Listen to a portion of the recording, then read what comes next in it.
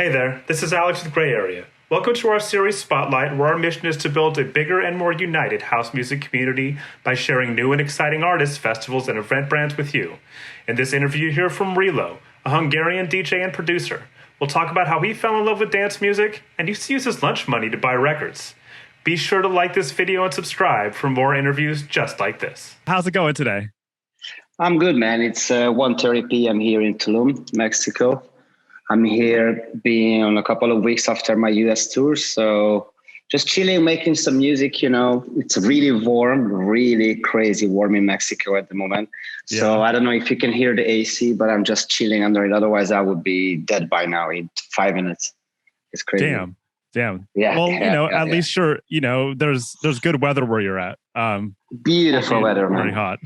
Where are you staying? I am in Oakland, which is right outside of San Francisco. All right. So here the weather never gets very hot. It also never gets very cold. That's perfect. Yeah. That's healthy. That's really healthy, actually. All right. It's like perfect. So yeah, let's get into it. You said that you came from a family of musicians. Can you talk about what it was like being surrounded by music growing up? So, first of all, hello, everybody. Hi. And so I came from Hungary. Yeah. And my whole family has actually been musicians. So let's say my mother is a singer, used to be a singer. My father plays guitar. My grandfather was one of the biggest collector of music in the country. And he also was testing the people who was playing with any type of instruments. So the people was actually had to go and kind of, let's say, do tests or this type of things before we will be able to go to the restaurant or some type of smaller festivals to play. So pressure was there from my childhood. Yeah. Always. But I figured out how to manage it. Yeah. So were you expected to get into music then? They expect, that's the thing I wanted to expect. They expected me to do music, and they put me in the highest rated music school in the country. And I was always a hyperactive kid, so even if I liked the music, I didn't really want it to be there. And so first of all I had to play piano, and I have to say I had to play because I didn't want it. At the same time I was studying box. So imagine my hand was always I didn't know how to manage it. Then after 4 years, actually, it went really good. I was very happy with it because I started to calm down. Yeah. So with the music, of course, it teaches the kids.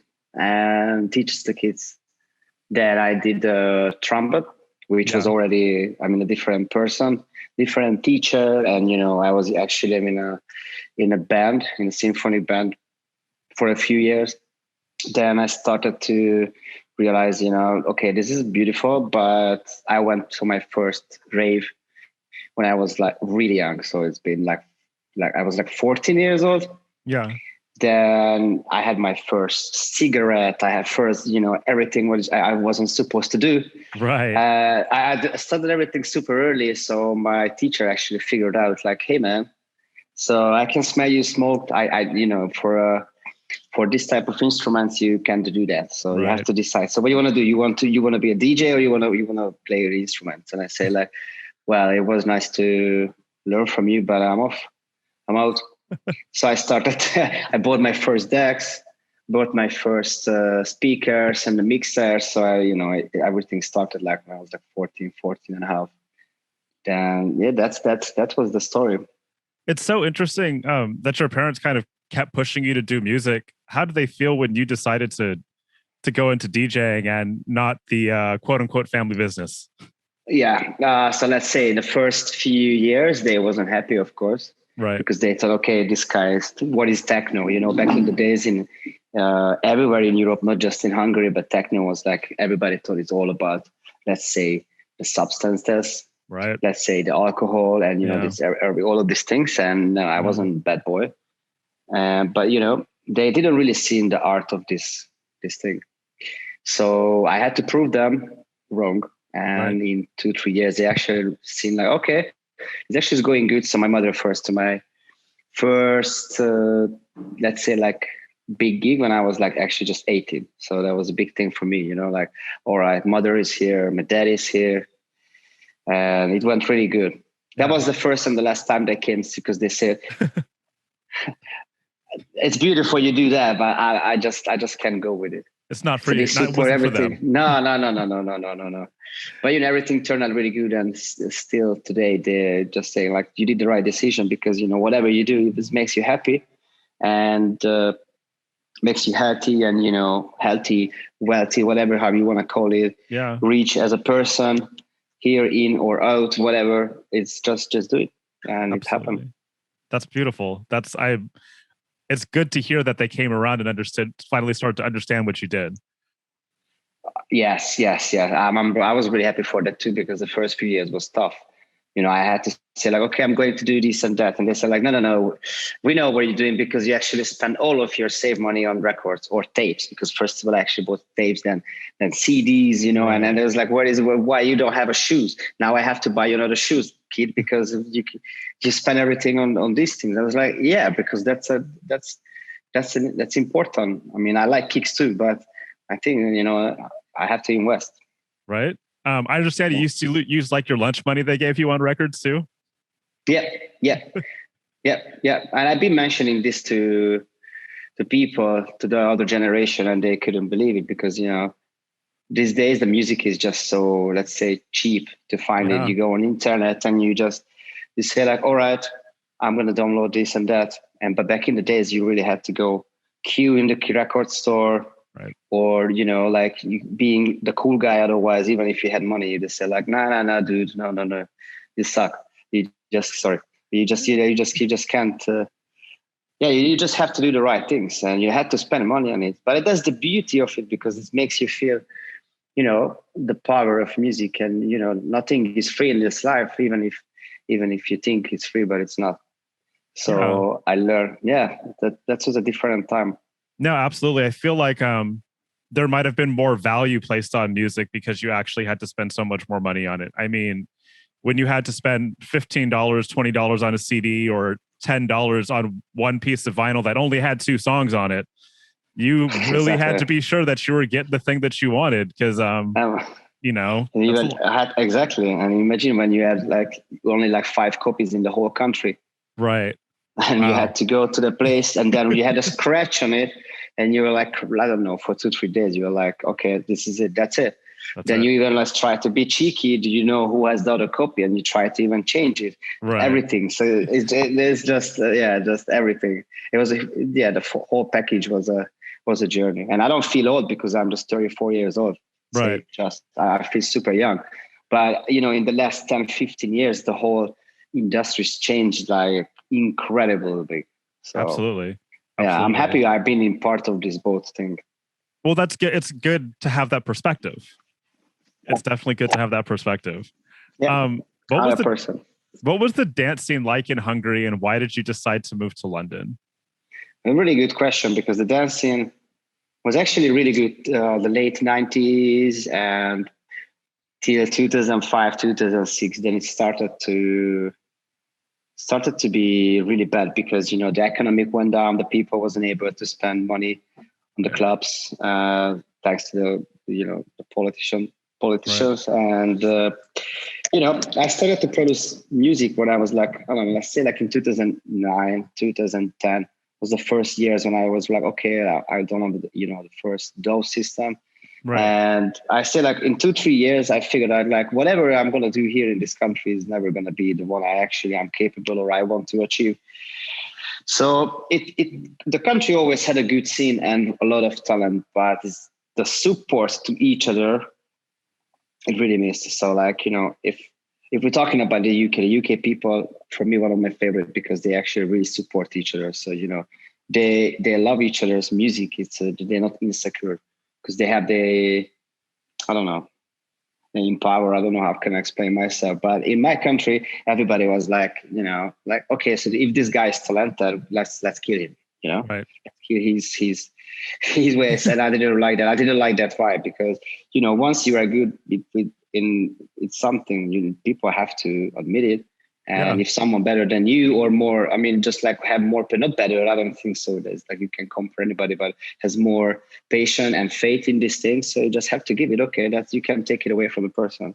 Yeah. So Absolutely. step by step, the clubs were closing down. There was more problems with the police and let's say drugs, and like everything was just like so messy. So I say like, all right, I have my reasons, so I think I have to go to London because also it's just the middle of everything, the city of everything. Still today is my favorite city. Whatever happens, London is going to be London. And I mean, favorite city as the electronic music. So I moved there when, I don't know, I felt like, okay, this is the time. 2000, end of 2013, maximum 2014. Yeah. So yeah, it's been like 7 years ago. Wow. It was a big change, really big change. That's a huge change. That's not just coming from country to country, but moving to an English speaking country. I'm sure that presented some issues for you, like, getting to understand the culture and the language too, while you're trying to make it as a DJ as well. 100%, because I'm in my country. If someone came like let's say like a bigger name, you had to wait weeks or months. But I arrived in London and I couldn't even believe, like day by day, week by week, I was able to listen to the biggest techno, house, trance artists, whatever, hip hop, everything, like especially drum and bass. I always like drum and bass, and I just realized, I mean, that's city. This country is the country of drum and bass. So I was just raving for weeks and for months. So I collected all these things, informations. I burned all of my money, everything what I had it. So I had to start to work. So it's a kind of intimate story, but I had to work for 6 months just to recover myself for what I did in a few weeks, because I was like, wow, where I am, And I went to work from 6 a.m. to 4 p.m. every day. Wow. Hotel, exactly. That's a long day.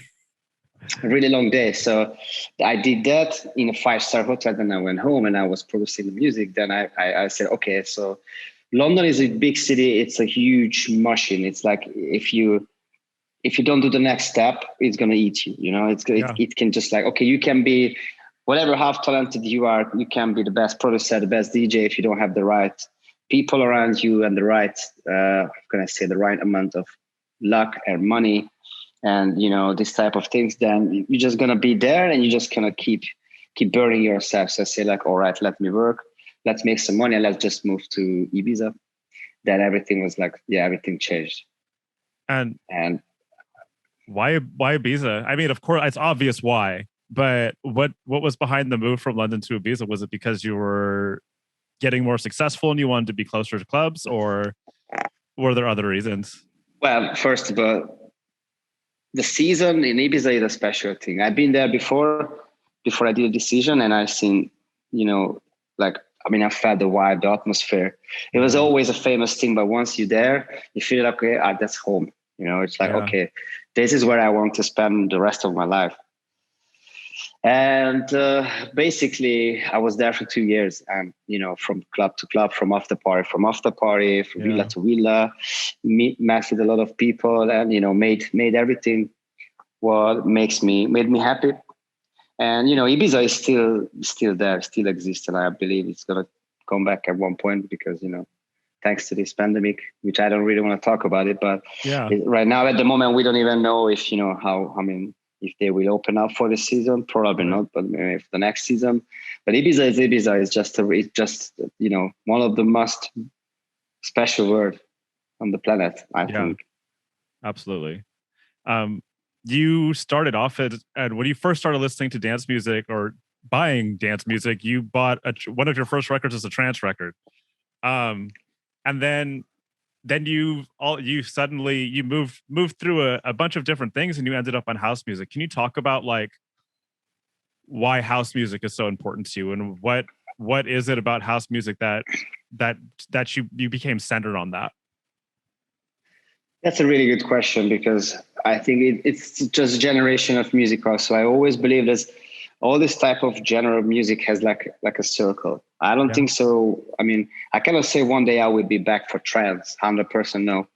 or let's say 99. Yeah. It's a little bit more like, for me, it's a little bit more, too emotional, as we age, we definitely can handle this type of emotions. Right. We feel different in a party, but when you are like 15, 16 years old, you see everything like a child, then step by step, I figured out like, all right, house music is been always here and is always going to be here. And there is a reason why, because it doesn't really change that much the last 20 years, because it sounds warmer, it's more easier to play in the club or in just either in the beach or in an after party or just when you're cooking. It's like the ultimate connection for me in the electronic music, because for minimal, I need to be on the mood. Maybe it's some kind of like for an after party, but techno, I feel I have to be in a festival or like a really, really, really crazy club, or everything has like its own place. But the house music for me is like the most flexible genre of electronic music.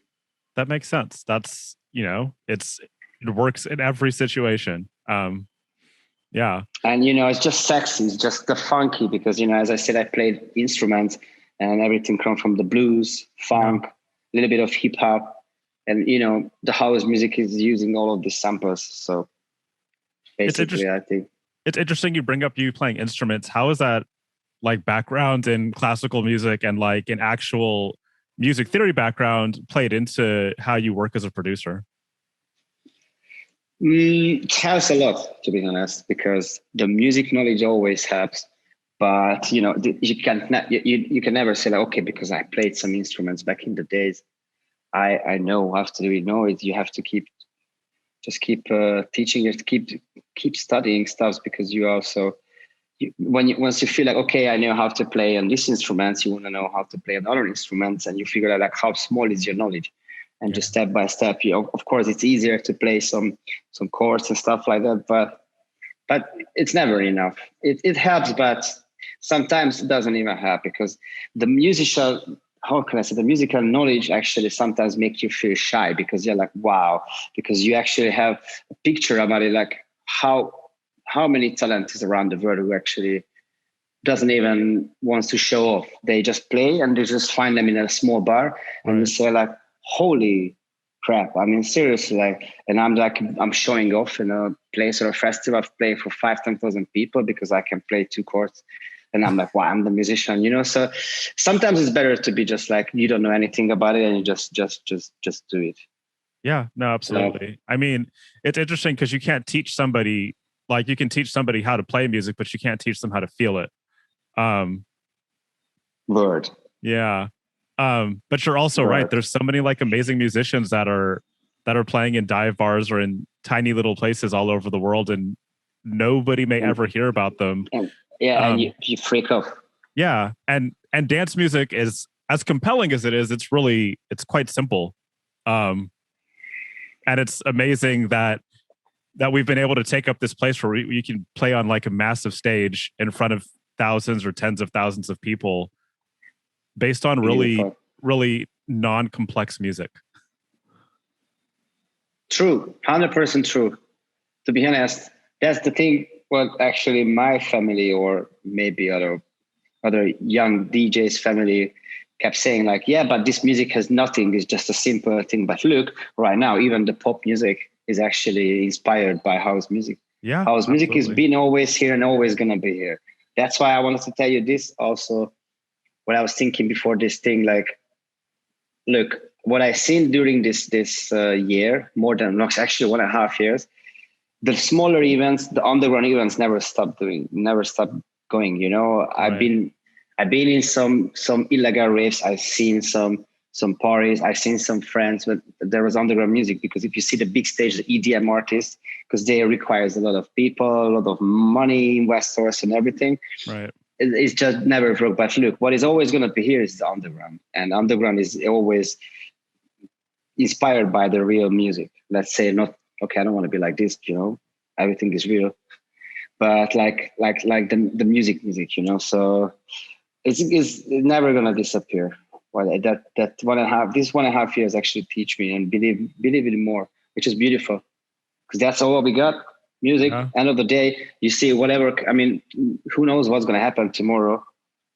But you stay home and you keep making the music. People will still listen to people, we buy it, people will dance, people send you music. Videos like, hey bro, thanks you for your music. People will do master classes, whatever. But music is gonna be here. Always. Yeah. Always. Yeah. So beautifully said. Thank you for that. I'd like to switch and talk about, you try to live in a pretty healthy lifestyle.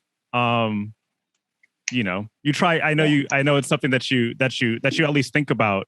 And especially like being a DJ and in dance music, that can be difficult sometimes. How do you feel that it's changed you creatively to change the way that you approach how you go out?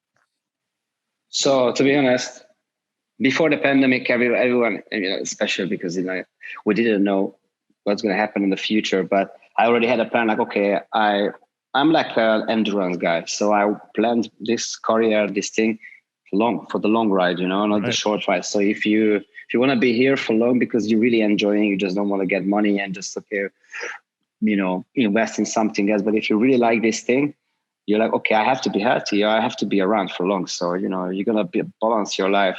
You can have a couple of drinks, but nobody said like you will be able to do after parties for days, rest of your life. No, it's not going to work.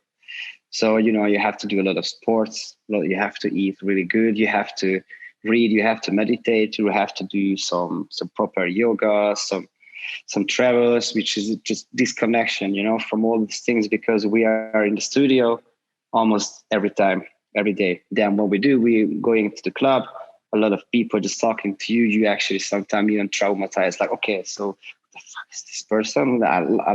You love those people, right. but the energy is different from zero to hero. That's how I always call it. And you're like, okay, so what's up? So for that, you need to practice how to manage it, how to control it, because those people love you and you love them. Just, you need to balance. So that's why meditation for me is the most important, which I just did before this thing right now. Yeah. And eating really good. That's probably one of the most important things for me. You get to travel a lot. I mean, you have, and you mentioned eating a lot. What are some of your favorite places to go to eat? Like in terms of like countries you've been to or places you've been to? Now I'm here. I'm right now here in Mexico. Yes, I love it. Yeah. No. Ceviche and all this type of things. No. I can't even imagine my life anymore without seafood. So, I know it's a little bit bad, but I just love it. And I don't really eat like chicken and cow and all this type of things. I never really was into that thing, but the seafood and the vegetables, so the quality of the vegetables, veggies, I don't know, just the salsas, everything is just the one for me. There's a lot of good country around South America. I also love the Middle East food, also really healthy. Yeah. But I think I'm in love now with Mexico. It's probably because I'm here since 2 months. Right. Are you setting up shop there, or are you staying there, or do you plan on going back somewhere else after this? So look, what happened actually. So I started to do collecting. Let's say like, okay, I decided I'm gonna do an album because I kept releasing the whole year last year. So I was like, okay, it's in December. I said, okay, let me do an album. Let's start the year with it.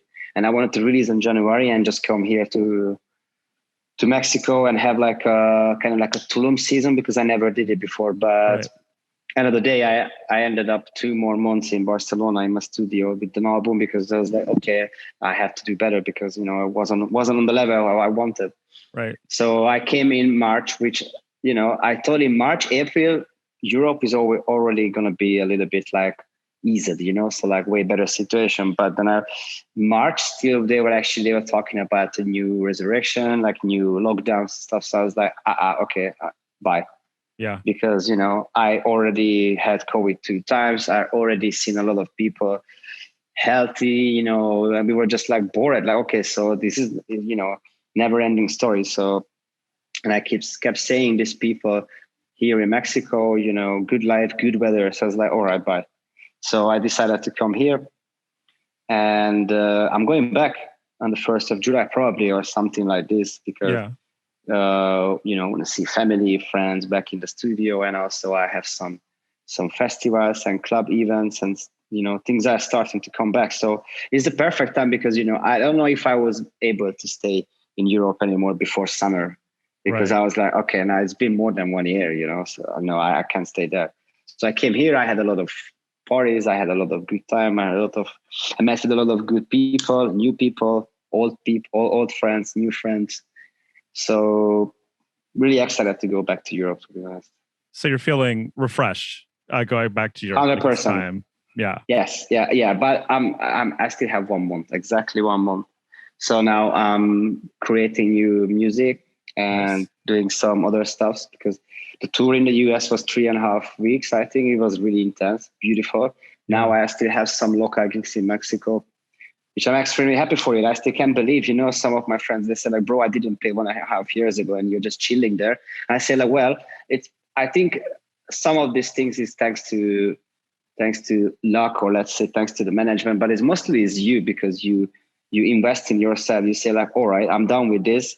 I'm just leaving. And, I don't say you risk, but that's the same thing I did when I was in Hungary. I say like, you have to keep moving. You keep moving, because otherwise you just stay in your comfort zone and you figure out like that's it.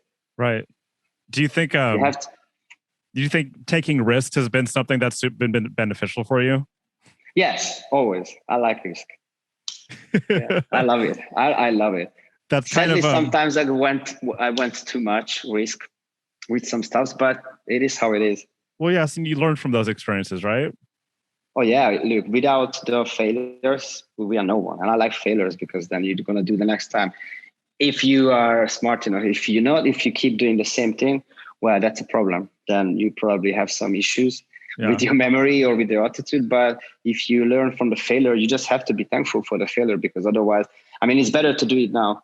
Better to have a failure right now instead of when you're actually in the real game. So totally. And end of the day, everything is just a good message, Yeah, no, I completely agree. So I always like to ask question, what excites you about dance, the future of dance music? Oh, like how far we can go with mixing up things. Like, sometimes I hear house music mixed with, I don't know, with mostly it started with the hip hop, sampling hip hop. Then now the hip hop is sampled by techno or house. I don't know. Now it's mixed up. Right. But the funky, the disco is using other genres. The minimal is using a lot of, let's say, jazz.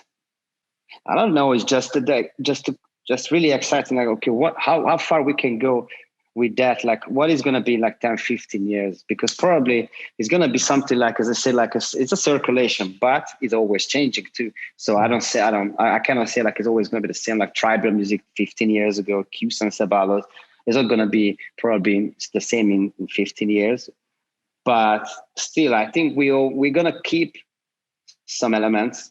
What actually is like something like a tribe stuff. Like we feel like we're close to each other. We're getting, closer to each other's body, and we're dancing, and we get down.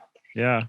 We're probably going to use more elements. I don't know, probably more computers, on which actually maybe not even true. That's the thing. I can't really decide, because we started like the techno was like really computer sound, Kraftwerk or something was, but there's no soul. But now these days everything has blues and funk and jazz and everything. So I don't know. It's a really good question. Everything is exciting me about it. I don't know, that's my answer. It's a really politician answer. I gotta say, I've asked that question so many times, and that's probably one of my favorite answers. Is that everything is exciting? Really? Because, it's really refreshing to just hear that it really is all exciting. I mean, that's why we do what we do, because we love it so much, and just the fact that there's going to be a future is exciting. Really, exactly. Yeah, that's the thing, because we know there is a future, and you don't even think about the question. Like, yeah, just like look, this music is here since many, many years, and as I said before, what I learned from the pandemic is always going to be here. Yeah. So that's actually the exciting thing. So we can have this, it's not just a trend, because it's been here many years. Yeah. So, if you are if you're good enough and smart enough with your health and with your attitude, I think we can dance forever, because that would be the best thing to do. Yeah, I hope we can dance forever. I want to keep doing this until I'm very, very old. Yeah, man. Me too. Me too. Me too. I have no problem with being the old guy at the club. No. I actually would be. I would be happy to be like a 60, 70 and everybody just have a good love on me and good smile. Not love, but a smile. Good smile. Like, hey man, look at this man. Look, he's still he's just getting down, that's a message to the other generation. Like, man, just get your shit together. Yeah. And just dance. I'm really sorry for my language. Hey, it's okay.